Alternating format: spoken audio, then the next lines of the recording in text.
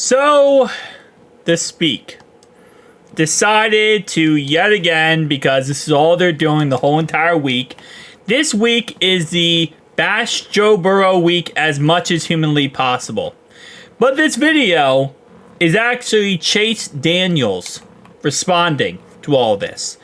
And Chase Daniels is right here. You probably know him, ex-NFL quarterback. And as you can see from his post, and we're going to listen to what he says in this video, he said, Joe Burrow is not the problem in Cincy. Stop. AFC ranks 71 completion percentage, first in the AFC. 7 passing touchdowns, first in the NFC. 978 yards passing, second in the NFC. 106 quarterback rating, second in the NFC. So, yeah. Let's listen up to what Chase Daniels had to say, and we'll get right into this. Is Joe Burrow's season over with a loss? Why would Joe Burrow's season be over with a loss? They'll be 1-4. Mm-hmm. The Chiefs started with me, with Alex Smith. They started 1-5. We made the playoffs. It's not over. It's not over. You're holding out hope.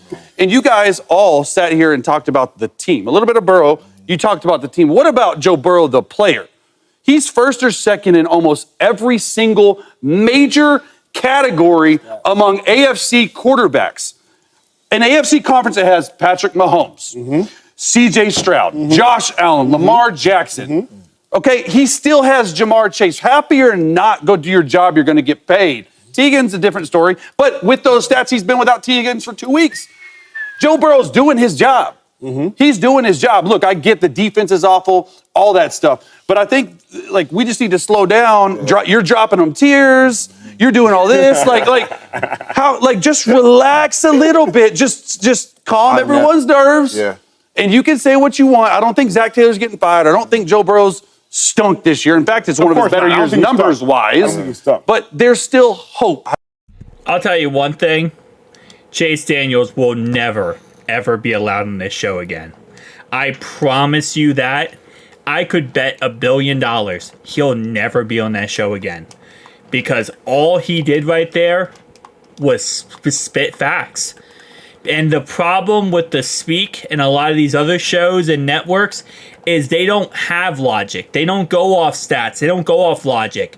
All they do is spew nonsense so that people can hear it, get mad, or accept it and act like, oh yeah, this is factual, this is truth.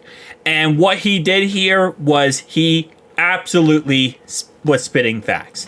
And as you can see right here, he does have the little thing that pops up, the little animation here, ranked among AFC quarterbacks. Exactly, again, what he posted on his tweet here. And I gotta give Chase Daniels a lot of credit, because to go on this show, which again, I don't know if they tell him this, but I assume that it's kind of implied when you go on this show that, hey, whatever the team we're bashing on this show is, everyone comes together and bashes that team. And most of the time, it happens to be the Bengals. So he kind of went against the, going against the crop or whatever. He went against the narrative. And I got to give him a lot of props because, with this show, especially with the Speak, I feel like Joy Taylor was the one that would always go against things and actually speak logical. And I really do like her when it comes to an analyst. I think she's an amazing analyst. And I haven't seen her on the show in a bit.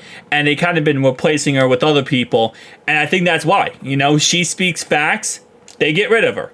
They want people who just agree and sit there and do things in a circle together that grown men sometimes do in weird places. They just want that the whole entire show and agree to agree to agree. And then now they have someone like Chase Daniels on who has been in the NFL, who actually knows what he's talking about. And yeah, very clearly spitting facts about Joe Burrow. So I got to give him a lot of props. That takes balls to go on a show like this, and especially these idiots, and try to actually figure something out or say something. Because again, all they do is sit there and bash us. So the question of this whole episode, by the way, because the whole segment, it seemed like many segments was about us. Every segment's about us, it seems like. It's funny because we're 1-3, right? Why is everything about us? Like, we're 1-3. We play the Patriots. Everything is about bashing us. We play the Chiefs. Everything's about bashing us. We play the Panthers. Everything's about bashing us. Bro, if they would take 10 seconds to listen to them say that we suck and that we're awful and our season's over, bro, I don't hear them talking about this about the Panthers. I don't hear this hype about, the Jaguars right now who suck. How come we're 1-3 and we're just we're going to talk about that team nonstop because they suck? What? It's like they say that we suck, but they can't get our names out their mouth. How does that make sense? Usually people don't talk about teams that have no value or recourse. The thing is, they love to hate us, and everyone does. So because of that, they know it's going to get clicks and views. Oh, the Bengals, kick them while they're down, kick them while they're down. Listen, it's the age-old everything against Cincy. So the whole point was, is Joe Burrow's season over with a loss? And I'll definitely say losing this would suck. It really would. 1,000%. Last year we started off 1-3. We beat the Rams, lost to the Titans, lost the first 2 games, 1-3. Then we started winning. We turned the season around. Then Joe went down, obviously. But we won 3 games in a row before our bye week. And losing a game like this would be a travesty. Not only is it a divisional matchup, it's also a home game. And it's also a situation where we would go 1-4. Would our season be over if we're 1-4? The answer to that question is no. I would not say that our season would be over. But it would mean that we have 0 more room for mistakes or 0 more room for any, problems to happen, right? Because this is going to be a tough game. But I'm not looking at the end of this game where if we lose this game, season's over. I'm looking at if we lose to the Giants, season's over.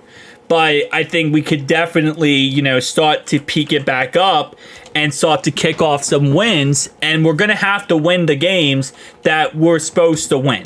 Like, that's not a question. Like, if we win this game, we're still going to have to do this, but it's even more pressure. If we lose this game, again, we're going to have to beat the Giants. Because that would be a 1-4 record, okay?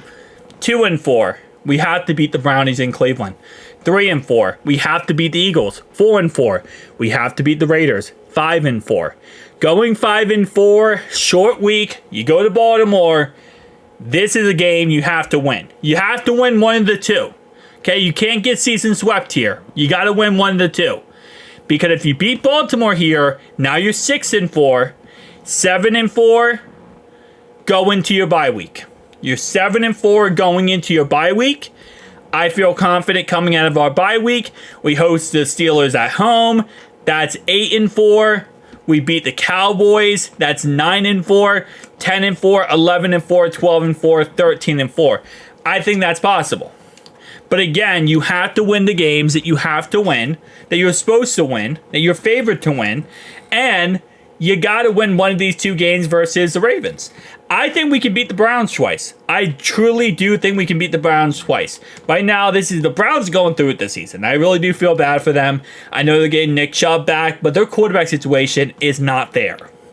The Steelers are, I think that right now they're in a good situation, but they're going to hit a brick wall eventually. And I think we can play them very tough. But again, we're going to have to make sure we don't get stupid injuries. We're going to have to make sure we stay, to our good grips here. And we're going to have to play a whole entire season and play 4 quarters. But a win this week would definitely shift a lot of things around. I don't think a loss this week is season ending, but I think a loss this week is very detrimental. It's not season ending, but it's very detrimental. And we put ourselves in this position by losing to the Commanders, by losing to the Patriots.